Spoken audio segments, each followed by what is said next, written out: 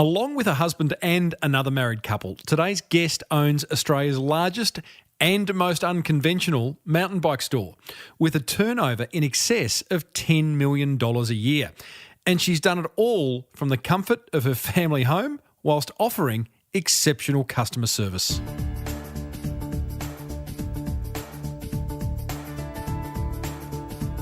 Before we get stuck into episode 423 of the award-winning Small Business Big Marketing Show, the Marketing Gold is made possible thanks to our great mates at American Express. To find the right card for your business and to see how your business expenses can reward you by sending you off on a nice little sojourn, go ahead and Google Amex Business. Then try and wipe the smile off your face.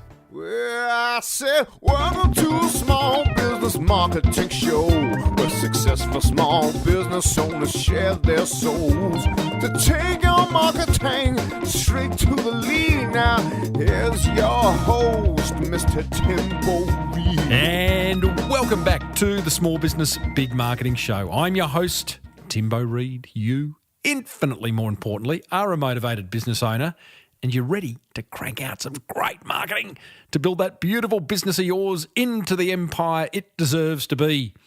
Big show today.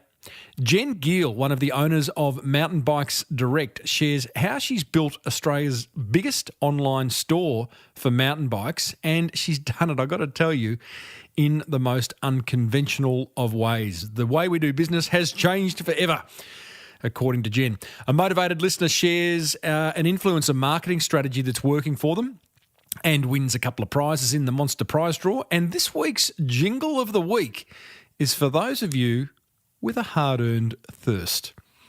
Wonder what that could be. As per usual, team, there is marketing GOLD dripping from the ceiling over here at Small Business Big Marketing's HQ.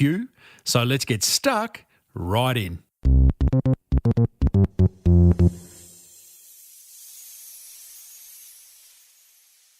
Geale owns Mountain Bikes Direct, Australia's largest online mountain bike store, with a husband, Michael, and two other business partners, also married to each other. And it has an 8-figure annual turnover, so it's a reasonably sized business.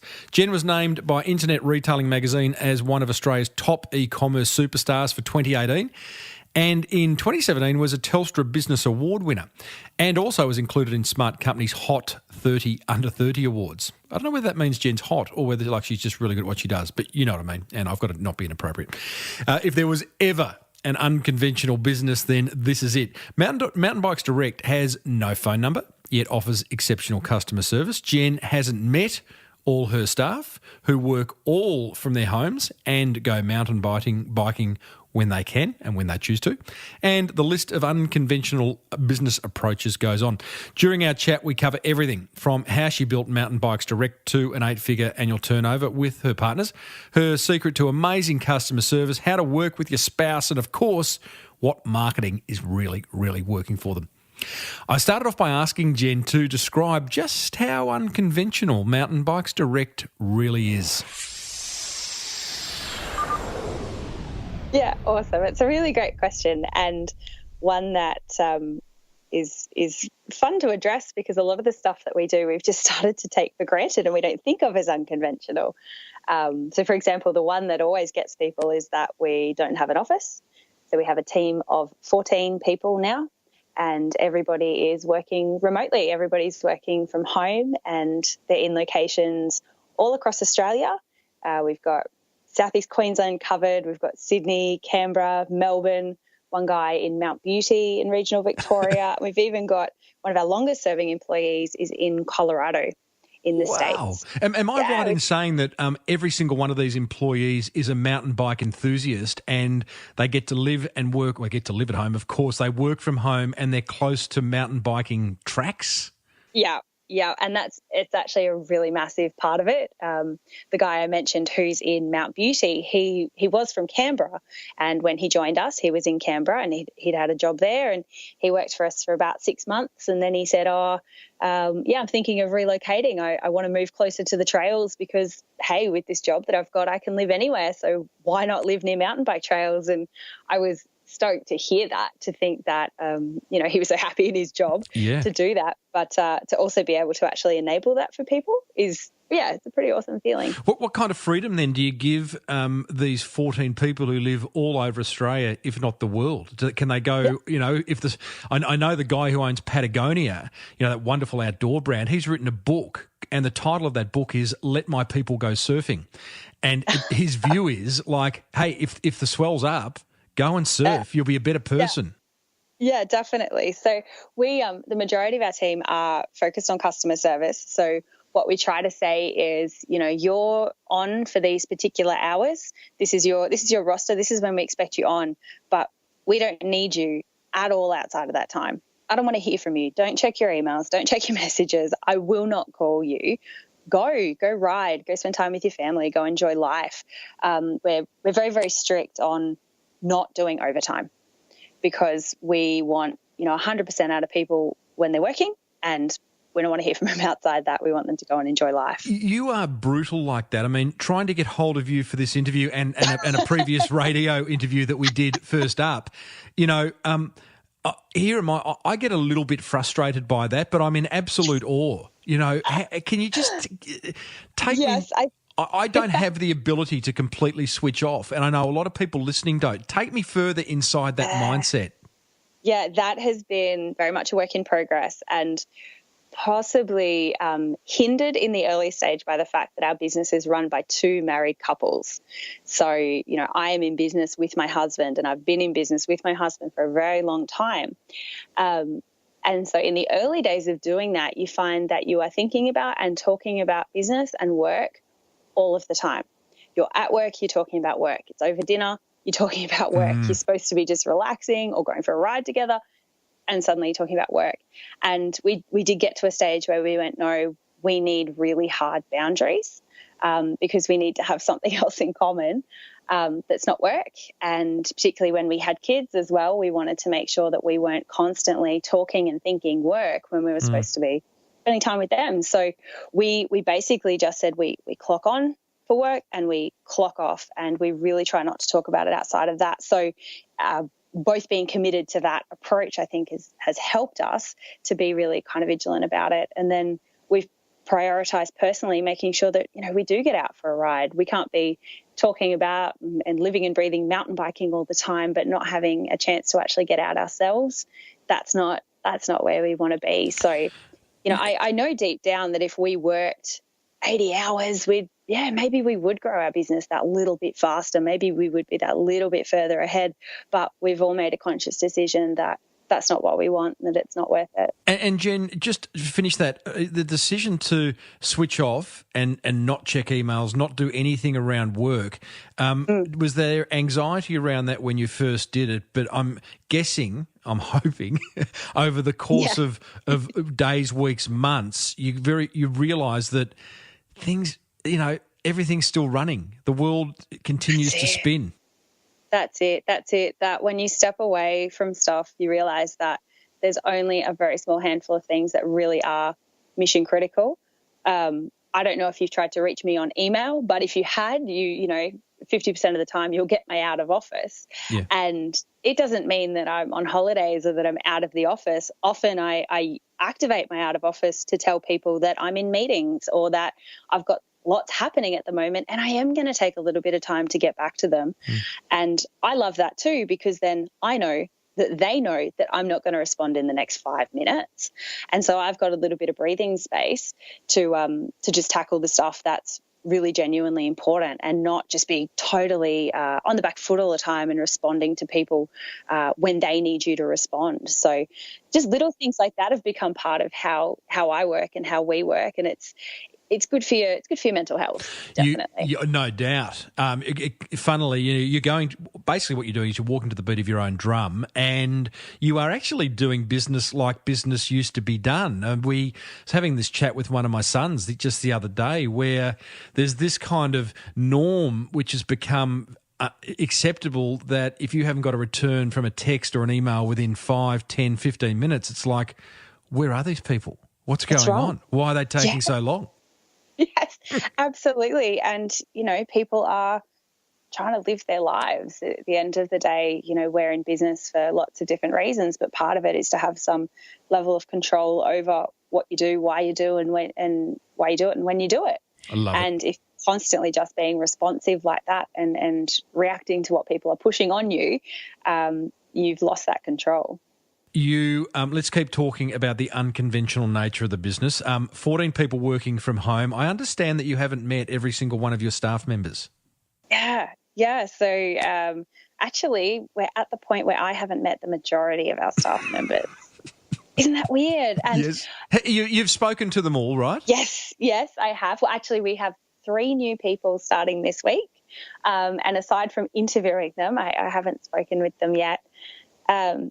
But that's something that we're looking to address. So I think as we grow, on the one hand, it's kind of novel that we haven't all met each other, and we do a lot to try and foster that team environment sort of virtually as much as you can. But I think there's definitely going to be something said for getting together face-to-face, probably around some mountain bike trails. Nice. And so that's something that I think we'll be looking to introduce into our team dynamic. How do you foster the team environment virtually? Yeah, so we use a tool called Slack. So Slack is for sort of an instant messaging platform.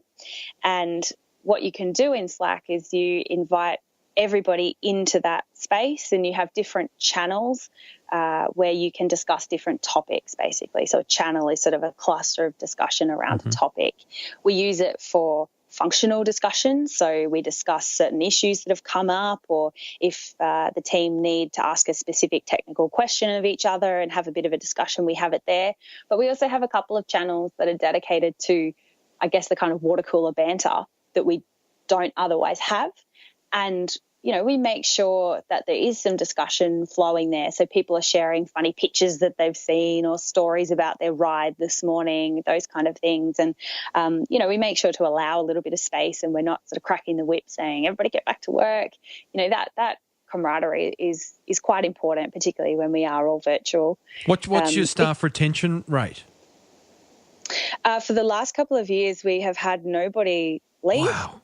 Which is really great. And because we have been growing, we've been bringing on more and more staff. So, yeah, it's been really, really positive. And we do try and also check in with everybody just to see how they're going, because you're not seeing them. So there's definitely that risk that, they might be really unhappy and you don't see it. Picking up on people's electronic communication or lack thereof is not necessarily a great marker. So in that sort of spate of new people that we've just brought in, we have brought in someone in about the last month or so to focus on our people and our HR. So an HR manager. You are getting big. We've got a HR person. Isn't that exciting? Where are they based? Are they local? She is in Brisbane area, but spends a lot of time back and forth to Tasmania. Of course she does. She does a lot of mountain biking in Tasmania. So she's great. So yeah, she's a rider, and her role is going to be to just be checking in with the team and making sure that as we're growing, we're not sort of losing people in that mix, because we know that that's, while it's one of our massive strengths, because we can hire absolute mountain bike experts no matter where they are based, no matter where they live, no matter what time zone they're on, we can make use of that. But at the same time, that geographic spread definitely has its risks, and we want to do the right thing by the people that work for us. Let's talk about your unconventional approach to customer service, young Jen. You have no phone number at all. If I buy a $2,000 mountain bike from Mountain Bikes Direct or whatever, I cannot ring you. Yes. Now, and it hasn't always been that way. We did have a phone number back in the day, and we found that the sorts of inquiries that were coming through the phones were, particular types of customers with particular types of queries. A lot of the time it told us that we needed to be clearer on our website about certain information. Like, we could have saved everybody a phone call, so we addressed some of those things. We shouldn't have people ringing up to find out how to return something, or ringing up to find out how much shipping will cost. That's on us to improve our website and our communication. So we did a lot of those things. Then we also found that people were ringing up just to see if somebody answered the phone. So they Right. just wanted to know that we were legit. that we weren't just a sort of fake website out to take their money. So, again, we did a lot of work around our branding and positioning so that they could see that we're real people. So if you go to our website now, you'll see my face and my co-founder's face on the front page. And that's not an effort to put our faces everywhere. That's quite strategic. That's to say that, hey, we are actually real people. Here we are, the real flesh and blood people behind this business. And if you trust us with your money, if you make purchases with us, we're right here and we're real people, and you don't need to call us to find that out. I think there's some great learnings there. I've got your homepage in front of me, and there's just, I look at this and there's just a whole lot of trust signals that make me go, no worries. You've got everything from free delivery over $99, a picture of you, a Telstra Business Award winner. You've got the one I really like, and I know a lot of businesses are using this these days. I think every business should have it on, is the live chat. Now, when I was trying to get you for the original radio interview those few months ago, you're not returning my calls, you're not returning my texts. But mind you, you had been in Japan. That's cool. I went to the "Can we help" button in the bottom left-hand corner, and I thought, okay, this is my last resort. Will someone respond? And I just said, hey, it's Tim here. I need Jen for a radio interview. And a guy came back to me within, I can tell you, less than 60 seconds at 8:45 in the morning. Yes. Yeah, absolutely. So we have live chat from about 6 o'clock in the morning, now through till 11 o'clock at night, 7 days a week. Genius. So, which actually, it sounds massive, but, we're able to do that by just having a spread of people working at different times. Again, that having everybody working remotely. So I don't have people traipsing into an office at 6 o'clock in the morning and there till 11 o'clock at night. Mm-hmm. Andrew, who's in Colorado, is just working in his afternoons, but he's providing that really early customer service, which is really great. So, people can jump on with any sort of query and they get that immediate response. And we find that for a lot of people that actually works better than phone and is more convenient. It helps us too, because with the way live chat works, we can see what page they're looking at. We can share links. We can say, I'd recommend this particular product for you, and here's the link. So the person can go straight to it rather than being on the website and say, okay, just up at the top left there, if you click on that one, So live chat for an e-commerce business like us is really powerful. The only thing I would say about it is that we implemented it years ago, and we implemented it far too early and when we didn't have the resources to do it properly. So we implemented it when, we had one or two people in the business doing absolutely everything, and they were answering the phones and they were doing the emails and all of that kind of stuff. And so we just found that live chat was constantly left off. So, the only thing I would say about implementing it is just making sure that you actually do have the resources, the human resources to sit behind it. Yeah. And if you don't, that you're using live chat in a way that it's quite clear that there is or isn't a real person there at that particular moment. So it can still be quite a useful channel as long as people know that there's not a real person here, but you will get a response in X amount of hours. Artificial intelligence is going to change that too a lot. It already is really. I mean, it's looking at keywords in live chats and emails and responding accordingly. Are you guys looking into that? Yeah, we have been, definitely. And I think it's something that we will integrate to a certain extent. What we're looking at, though, is how we do that in a way that's still, authentic with our brand. So, what we have positioned ourselves on is that you're talking to mountain bike experts. You're talking to real people who are passionate about mountain bikes. I think there is a space for AI to help customers get through certain questions, but we're going to need to make it really clear that they are talking to a bot. We want to be really transparent about that. Yeah. We want to give them really clear outs to talk to a real person, and we only want to be using AI where it is providing a superior experience to the customer. We don't want to be using AI just to save us a bit of money in human resourcing. We want to make sure that we're only using it where, the bot can get a quicker answer or make a change to an order or do all those sorts of things in sort of split seconds and much, much faster and a better experience for the customer. This is Timbo Reid, and you're listening to the Small Business Big Marketing Show. And the other voice you're hearing is Mountain Bikes Direct's Jen Geale. This show is made possible thanks to American Express Business Explorer Credit Card, a card that lets your business expenses reward you.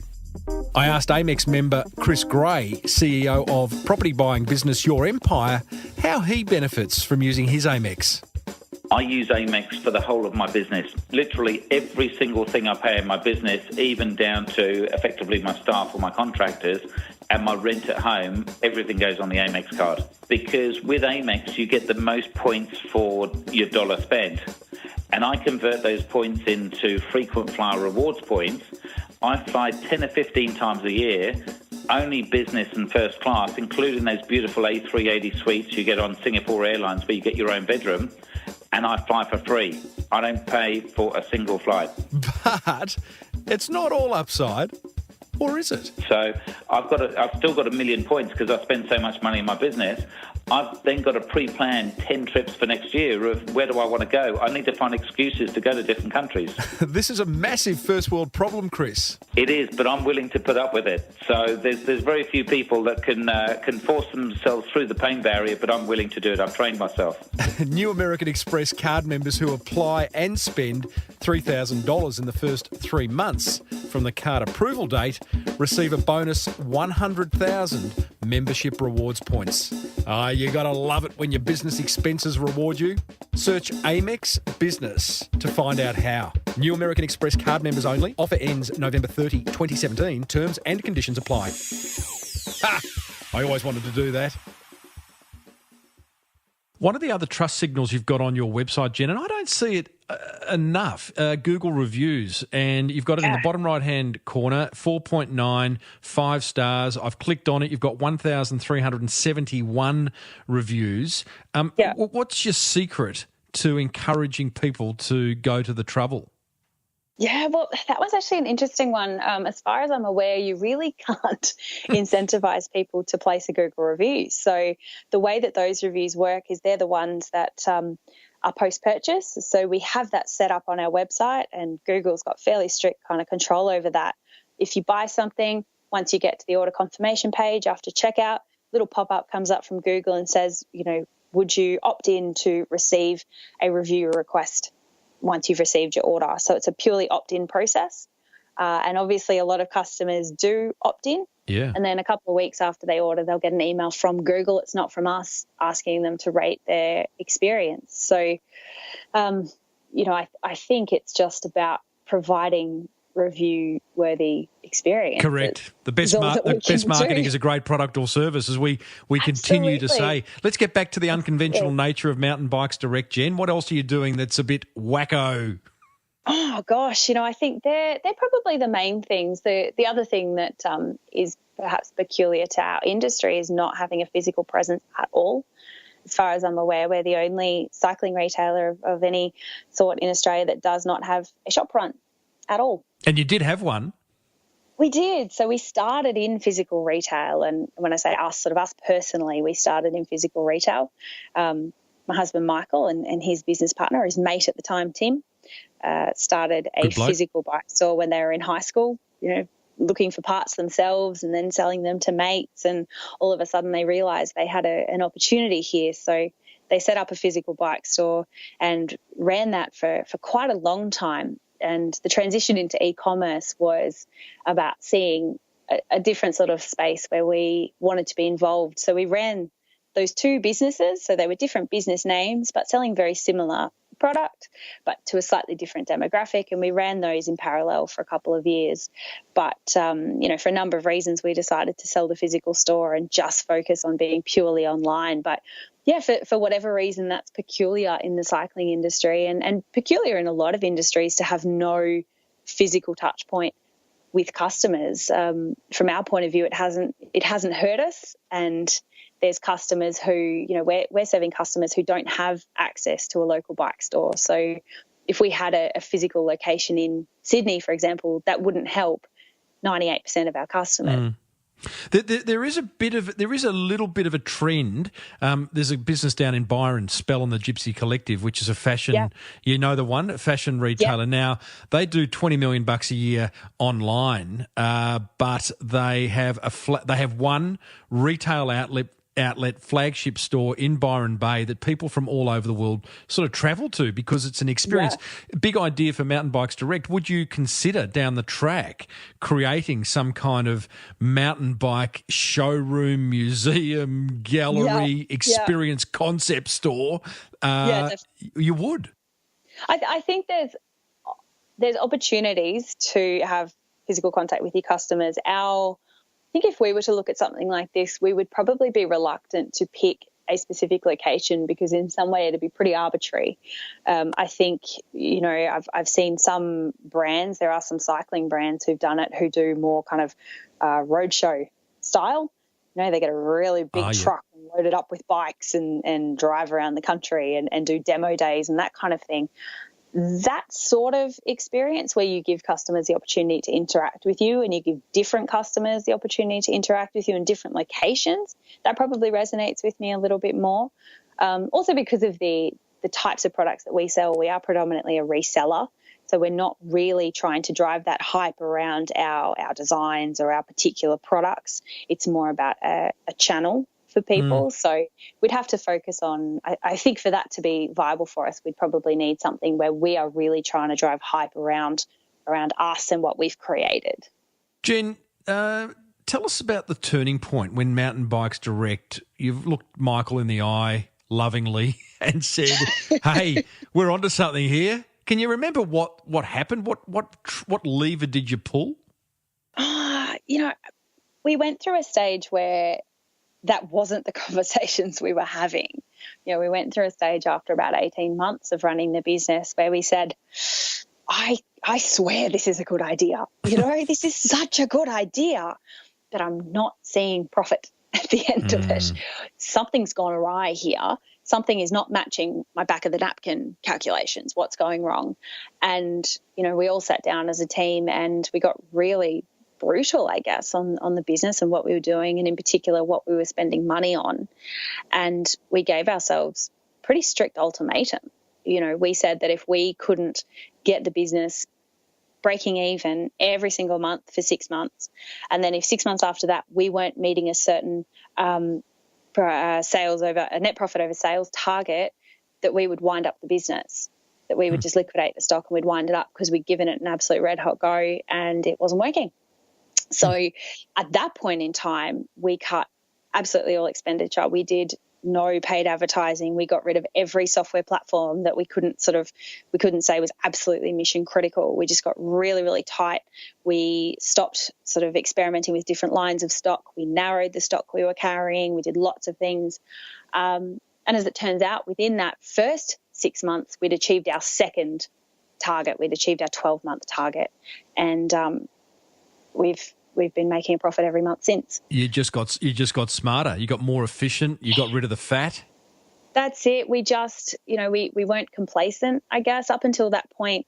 I think what we'd been doing up until that point was we'd been just being pulled between these two sometimes opposing goals of pursuing growth and pursuing profit. So on the one hand, we wanted a profitable business because we had no interest in building a massive empire that wasn't making money day to day. But on the other hand, we were thinking, but we need to get bigger. Our competitors are getting bigger and we need a bigger slice of that pie. If we can get a bigger customer base and make more sales, then we'll make money. It's this constant tension. And so in practice, what that means is that you go out and you implement this fancy piece of software because it's going to help you acquire new customers. But all I've done there is erode into my profit. And then I don't really have time or capacity to implement that software properly. So I've just wasted money on that software. I'm not acquiring new customers. And it's this sort of death spiral if you're not careful. And it was only because we sat down together and said, what are we doing here? This is our last chance, that all of that stuff, all of that fat just had to go, and we had to get the absolute bare bones of the model to prove to ourselves that it really, really worked and that we could repeat it month in, month out. Once we could do that, then we've been able to establish a foundation on which to profitably grow. So we had to make a mindset shift that first came building a profitable model. And until we could establish that, we didn't have permission. We didn't give ourselves permission to try and grow. With those discussions and that time, I think it was about 3 years ago when you did look each other in the eye and go, this ain't working like the kind of back of the napkin said it would work. Yeah.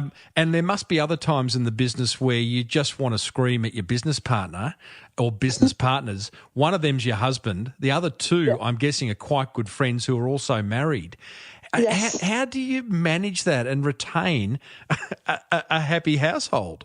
Absolutely. It's something I do get asked. People say, wow, do you recommend going into business with your spouse and, your best friends? And I say, absolutely not. Like, why would I?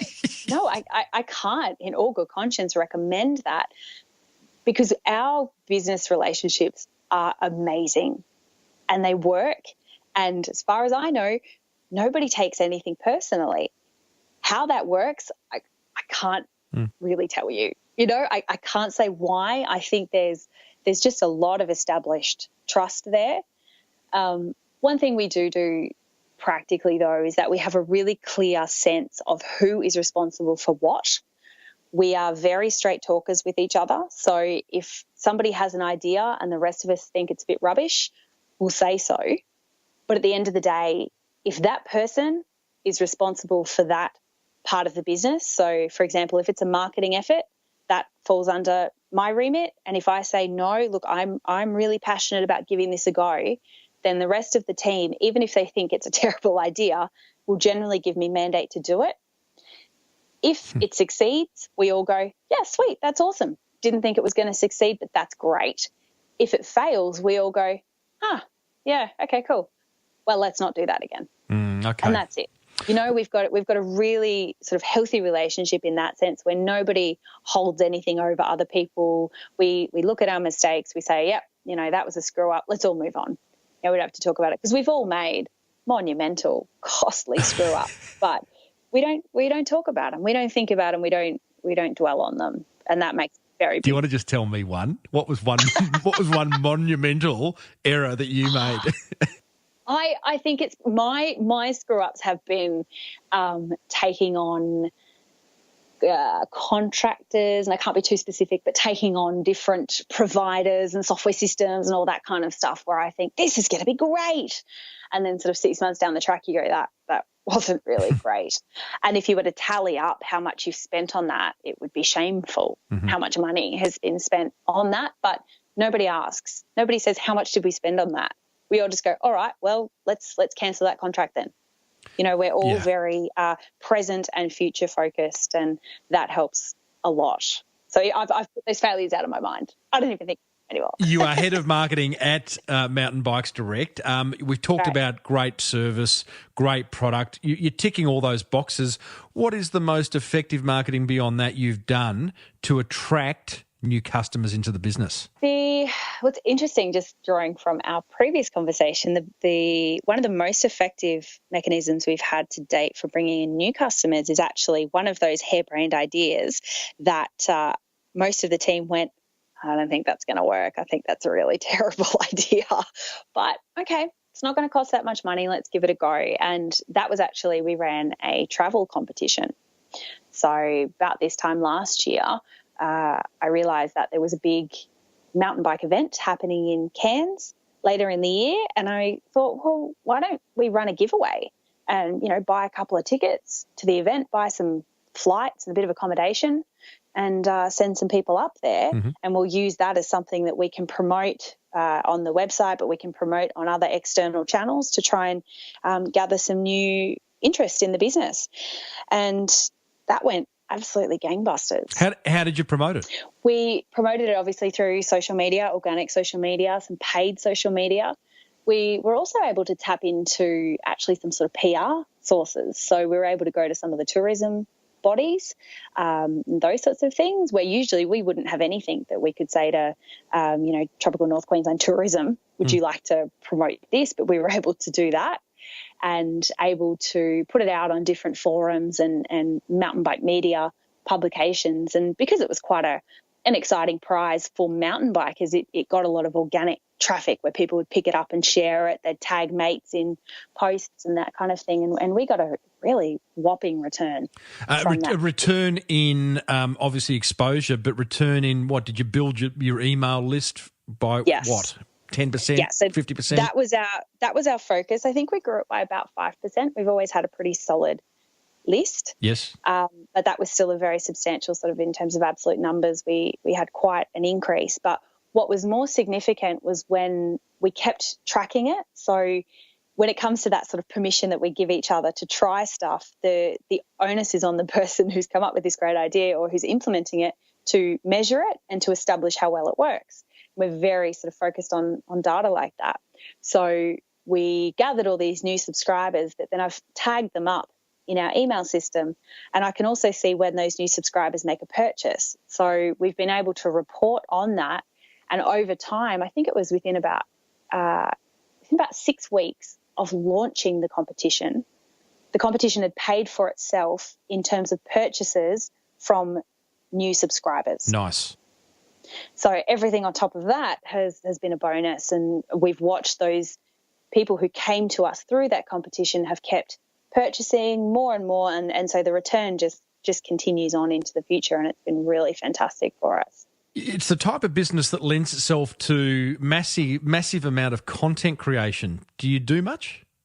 Yeah, we do. That's something that with all these new team members we've been bringing on as well, we're freeing up our customer service team's time to be producing a lot of content. So everyone who's employed in customer service, let's say they do 5 shifts a week, at least one of those shifts is a content creation shift.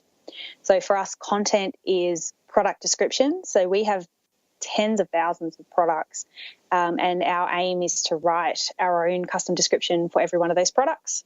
So rather than just picking up whatever the manufacturer or the brand says about it, we write a customized description, and we try to add a bit of value and bring in some information that isn't always readily available. So when people come to the site, we don't want them to jump off site to try and find out information about a product. The onus is on us to make sure we provide everything. We make the decision easy right there on the page. So we do that. And now we're moving more into producing more blog and video content, all with that aim of being helpful. I guess we're really trying to avoid producing too much content that's particularly salesy. We're trying to produce content that is helping people to make decisions, or just helping people, to enjoy riding and looking after their bikes. I love that, Jen. You're talking my language. I've written a whole book on helpful marketing, and I think the concept is slowly but surely sinking in with business owners everywhere. But isn't it extraordinary how many business owners still don't get the fact that being helpful pulls people towards you? They become less price sensitive because you've developed trust by being helpful and sharing your knowledge versus push, buy this, 20% off here, end of financial year. It's like, what part aren't they getting? And they like you. Yeah, so, I mean, our customers are a mix of people, but there's definitely some of our customers who, historically they've gone into the local bike shop and they've hung out there and they've chatted to the mechanic and the sales guy there, and they've had that relationship. And now, for whatever reason, they're turning to online, whether it's, they've moved or they're looking for different parts, and they're finding us, and we want them to have, as much as possible, that similar kind of relational connection. We produced a video recently that took, about 5 minutes to film, and it's just a little tip about what to do if your brakes on your bike are squeaking and not working really well. There's something you can try. It doesn't involve buying a product from us. It actually involves using talcum powder, and it's a quick fix. And if it works, then you don't have to buy any brake pads from us. So it's kind of counterintuitive, but that piece of content has been picked up and shared tens of thousands of times and has had lots of really positive interaction from it. And I can see, tracking the videos and whatnot, that people are clicking through onto our Facebook page and that they're navigating through onto our website. So they are coming to us, but it's about establishing that we're genuine about helping them, even if it means in that moment I don't sell a product. But I'd like to think that when that person that's seen that content is looking for something, that will pop up and they'll think, oh, those guys know what they're talking about. Oh, they might have it. And that they've got some level of relationship with us. So I think it's very important. But I can understand why it's difficult, because you've got to spend a little bit of time doing it and you don't see direct return. So it can be difficult particularly when you stretch for time and stretch for budget, to allocate resources and time to doing it, for sure. Love it, Jen. I think it's a great story. Thanks for taking us inside a very unconventional business. And I look forward to following your unconventions into the future. And I just think well done on creating not only a fantastic business, but a fantastic lifestyle for you, your business partners and your business family. Yeah, thank you so much. Great to have a chat, Tim.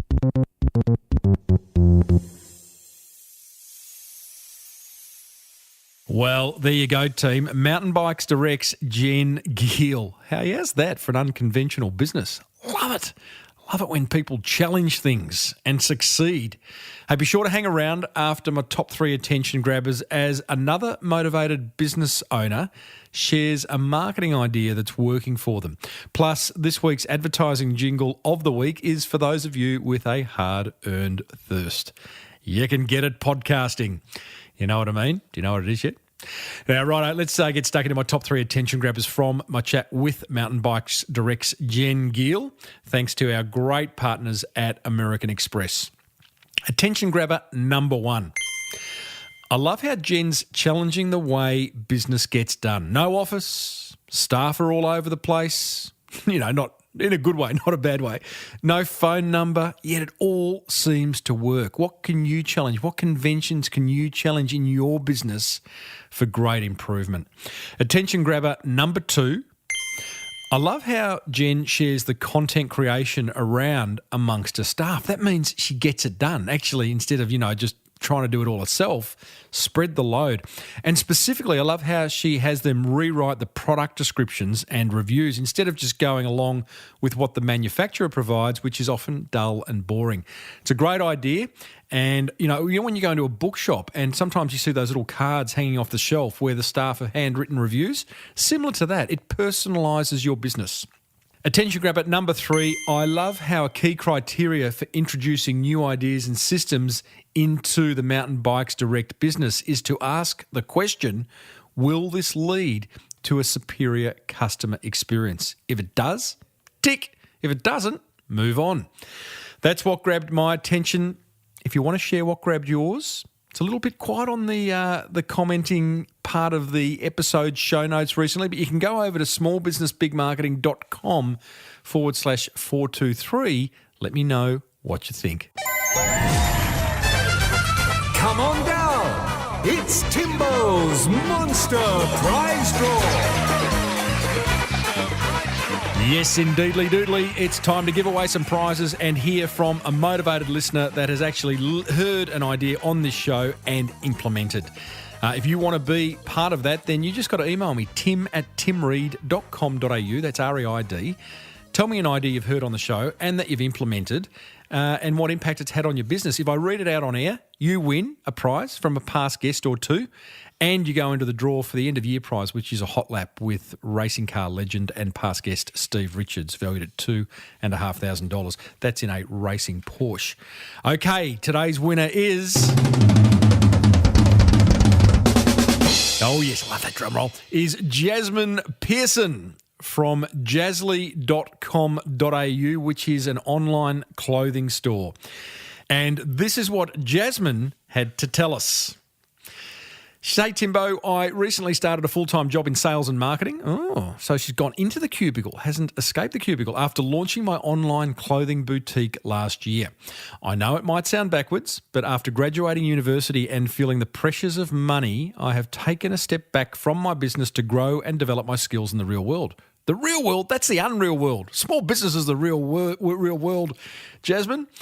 I was starting to lack confidence and motivation. I understand the learnings behind business, but not the practicality. That's a fair call. Being able to speak to customers in my new position is helping grow my confidence and drive. And if I never started this job, I wouldn't have found your amazing podcast that helps me survive the commute. Good on you. I have been listening for 4 weeks and still have hundreds of episodes to catch up on, but I have already learned so much and wanted to pass on my thanks. And a story. Since listening to your episode with Tom McLean of Sophie Spritz, not only am I dying to try Sophie Spritz, but his strategy that you don't need to spend money on publicity really stuck with me. I have since been gifting some of my items to influencers, clever, and have since seen sales of those items increase. Tick. To add to this, I am now launching a blog including interviews with these influencers. I like that. Jasmine, I did check your blog. You haven't blogged for a few months, so make sure you keep it up. At least weekly would be a great thing. 300, 400, 500 word blog post once a week. Back to Jasmine. I am also keen to implement a few more initiatives, promotional material. I'm researching creating a basic good quality T-shirt to give away with all purchases. Wow, that's interesting. As well as planning to send out a survey to past customers, which might sound like a no-brainer, but I hate criticism. So you have motivated me to use negativity as a way to improve. Yes! Hug your haters, as past guest Jay Bayer said and wrote a book about. Don't worry about the criticism. That's where the growth is, Jasmine. All right? Trust me on that. Better that someone tells you that they're unhappy than just go and tell 10 people that they're unhappy and you never find out. Then you can do something about it. I'm still a tiny boutique in the highly competitive world of online clothing, but I love it. It's my passion and my hobby. Love that. And I want to thank you for sparking my motivation again. Thank you, Tim. Yasmin from jazzly.com.au. For going to all that trouble and for implementing, Jasmine, you have won a Sophie Spritz pack containing a picnic bag, T-shirt, mixed dozen, some discount vouchers. That's valued at $100.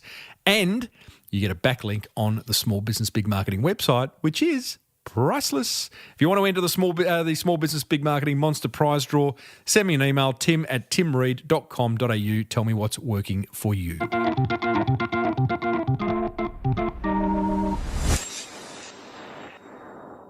Righto. Are you thirsty? I hope so, because you will be after this classic advertising jingle from way back when men were men and sheep were scared.